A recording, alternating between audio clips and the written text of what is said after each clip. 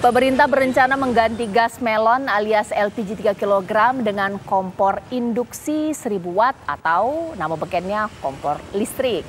Ya, selaras dengan hal tersebut, pemerintah juga telah melakukan uji coba di 3 kota di Indonesia. Di sisi lain, hal ini menuai pro dan kontra lantaran para penggunanya mayoritas berasal dari keluarga dengan tingkat ekonomi rendah atau keluarga miskin. Menanggapi hal tersebut, Ketua Komisi 7 DPR RI Sugeng Suparwoto menekankan bahwa pemerintah perlu melakukan kajian mendalam terlebih dahulu sebelum mengambil langkah uji coba tersebut. Lantas, bagaimana kajian kompor listrik sebagai pengganti gas LPG 3 kg? Apakah pemerintah akan mensubsidi pembelian kompor dan alat masaknya? Lalu bagaimana dengan masalah daya listriknya? Apakah memang benar-benar lebih hemat pakai kompor listrik? Itu yang akan saya bahas di Apa Kabar Indonesia malam hari ini. Dengan agenda sebagai Bapak Pimpinan, para pejabat di Kementerian, BPH Migas, BPMA, serta 7 DPR RI menyetujui pagu anggaran Kementerian Perlu ketegasan jawaban dari Pak Menteri, 3 kg. Demikian Pak Menteri, mohon ketegasan. Ya pemirsa, kalau saya baca-baca di sini ya dari testimoni dari masyarakat ketika ada kebijakan mengenai konversi gas LPG 3 kg ke kompor listrik atau juga kompor induksi, beragam ini tanggapannya. Mulai dari cukup nggak ya kebutuhan masak di rumahku atau di rumah tangga ini pakai kompor listrik. Karena kalau masyarakat Indonesia kalau masak ini nggak tanggung-tanggungnya. Kalau bikin rendang aja masaknya bisa 5 jam pemirsa. Belum lagi masak-masak lainnya. Atau juga ada pertanyaan agak sedikit nyeleneh. Kalau nanti pedagang cilok, pedagang bakso kalau bawa kompor listrik bagaimana? Kalau gas LPG 3 kg tidak ada lagi. Harus cari-cari colokan listrik. Dan juga pertanyaan lainnya bahkan soal berapa nanti tagihan listrik kami ketika memang nanti akan semua merata digunakan masyarakat yang pakai gas LPG 3 kg harus pakai kompor listrik. Itu akan saya bahas di Apa Kabar Indonesia malam hari ini di Studio TV One, pengamat energi kita Pak Kurtubi. Selamat malam. Assalamualaikum warahmatullahi wabarakatuh. Waalaikumsalam. Selamat malam. Selain itu Pak Kurtubi, saya juga telah tersambung dengan sejumlah narasumber saya hari ini, mulai dari Ketua YLKI Pak Tulus Abadi. Selamat malam. Assalamualaikum. Waalaikumsalam. Selamat malam Mbak Cat. Ya, saya juga sudah melihat Bang Ramson Siagian ya, Komisi 7 DPR kita. Sebelum saya ke Pak Kurtubi dan juga ke Pak Tulus, saya mau tanya dulu terlebih dahulu dengan elit DPR kita. Suara dari elit DPR, Bang Ramson, bagaimana? Setuju tidak tentang pembagian kompor listrik? Karena sudah ada rencana terdekat 300.000 mau dibagikan, sebelumnya pun sudah pilot test juga ke 3 kota. Ini bagaimana?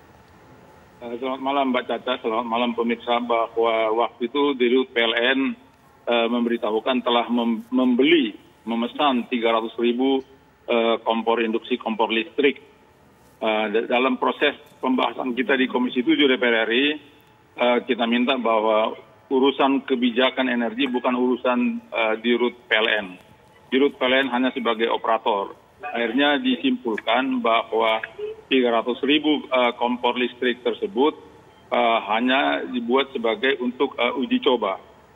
Uji coba secara teknis, bukan untuk menjadi kebijakan.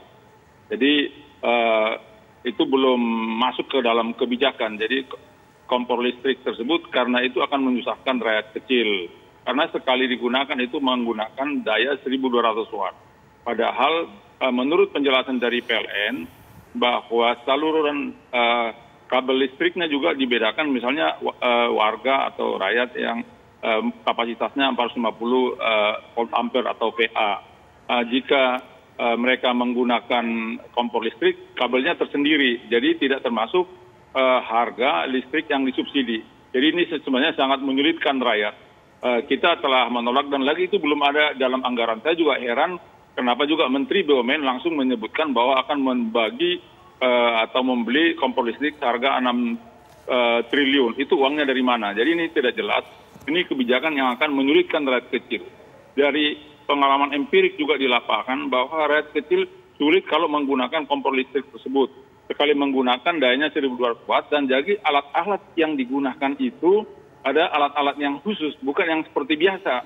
Jadi ini saya meminta, waktu itu kita juga meminta kepada Dirut PLN dan juga yang terkait agar juga merasakan penderitaan yang dirasakan oleh rakyat kecil. Jangan hanya karena oversupply energi listrik sekarang ini, mereka reaktif, panik membuat kebijakan-kebijakan yang akan menyulitkan rakyat kecil. Makanya kemarin di Komisi 7 kita tolak, tapi karena sudah dibeli 300.000 kompor listrik, mungkin sudah dipesan kepada pabrik siapa, kepada pengusaha siapa, kalau tidak bisa ditolak lagi, itu dibagi tapi hanya untuk uji teknis, bukan menjadi suatu kebijakan. Nanti dari uji teknis itu juga, nanti rakyat kecil bisa membandingkan dengan yang pengguna LPG 3 kg.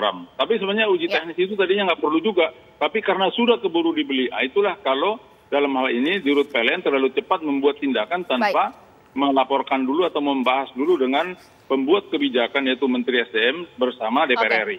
Ya, Bang Ramson ditahan dulu. Sekarang saya ke pengamat energi kita Pak Kurtubi. Pak Kurtubi, pemerintah mengatakan subsidi LPG ini sudah memberatkan sehingga bolehlah kita mengkonversikan ke listrik karena oversupply juga. Tapi saya jadi teringat sekitar 2012-2015 kita konversi dari minyak tanah ke gas, alasannya juga sama.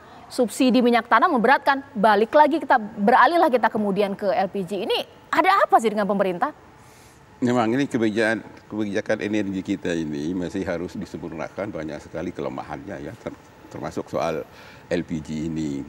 Sekarang bayangkan dampak dari kebijakan yang pindah dari minyak tanah ke LPG berapa belas tahun yang lalu, sekarang dirasakan impor LPG itu harus diimpor 80% dari konsumsi dalam negeri dengan harga yang mahal sekarang, ya.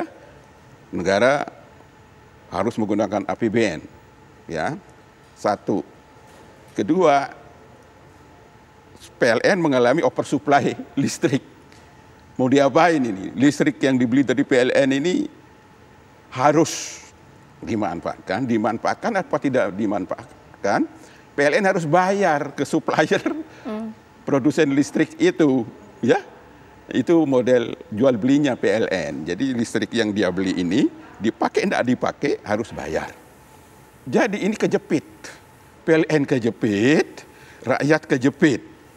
Yang menggunakan LPG kompor sehari-hari umumnya masyarakat miskin dengan daya listrik 450 volt ampere dan 950 volt ampere termasuk yang hampir miskin. Kita dengar ini yang pengguna daya 450 sama 900 ini untuk pindah ke 1200 atau 1500 volt ampere sehingga bisa menggunakan listrik. Kompor listrik tidak bisa dipakai di kapasitas daya pelanggan yang 450 maupun yang 900. Harus pindah ke kelompok pelanggan yang di atas 1000 volt ampere, di mana sebagian besar pelanggan 1900 ke atas ini adalah non subsidi karena memang keluarga mampu, ya.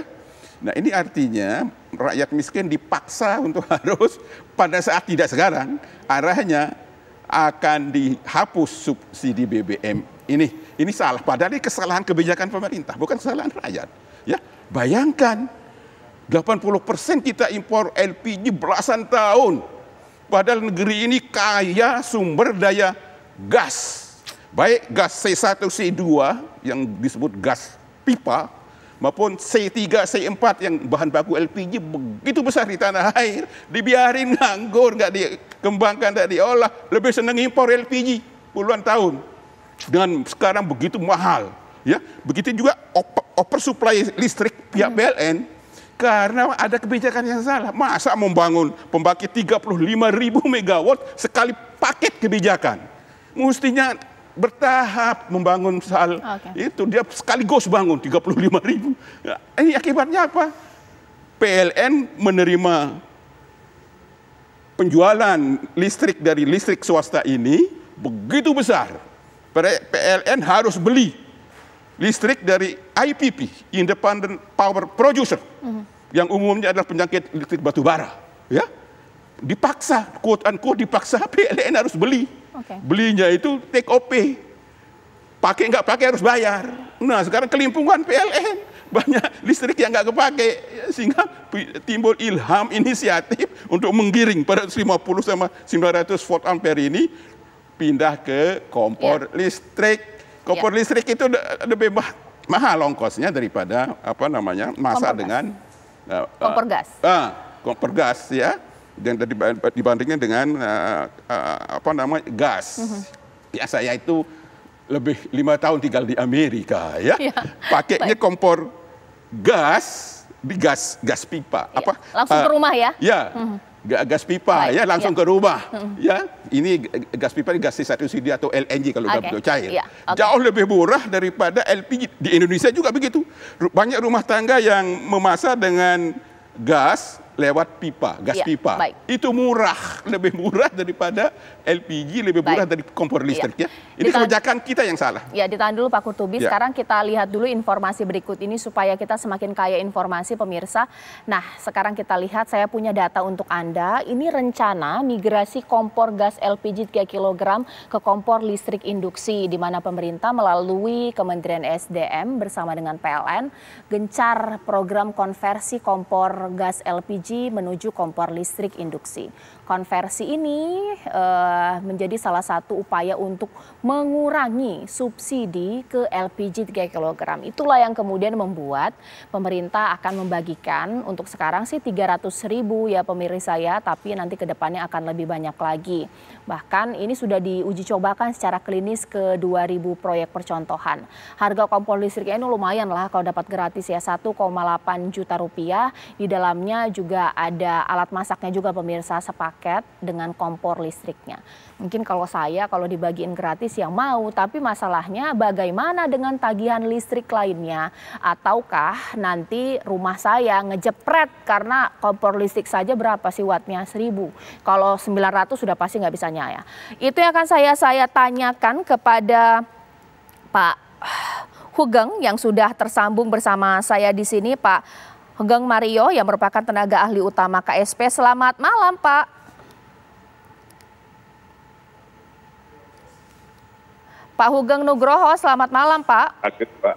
Hageng Nugroho. Iya, Pak Hugeng Nugroho. Pak Hageng Nugroho. Iya, Pak Hageng, mohon maaf saya sedikit salah menyebutkan nama Anda. Pak Hageng, bolehlah saya minta tanggapan dari pemerintah.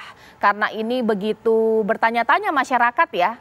Kok tiba-tiba kita mau dibagiin kompor listrik, sementara banyak rumah tangga yang sudah sedikit nyaman pakai kompor gas LPG 3 kg.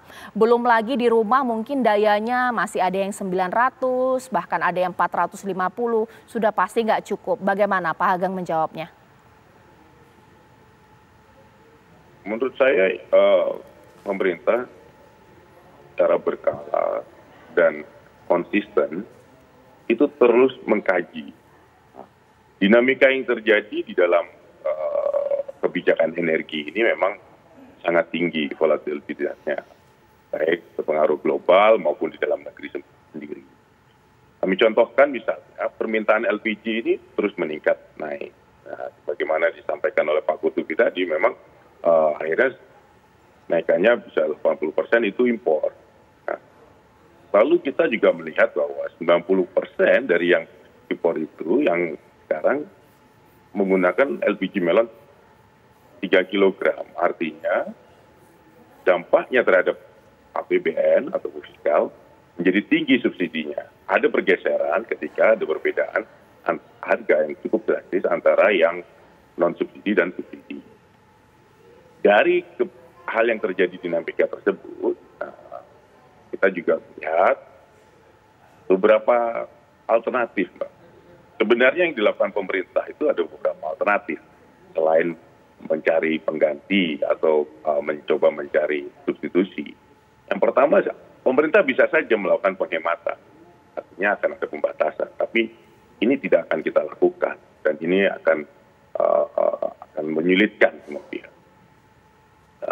Kenapa? Ini kalau konteksnya, jika kita punya sumber daya yang misalnya di rumah tangga, sumber daya kita, penghasilan kita terbatas. Yang pertama, ketika harga naik, otomatis kan kita menghemat.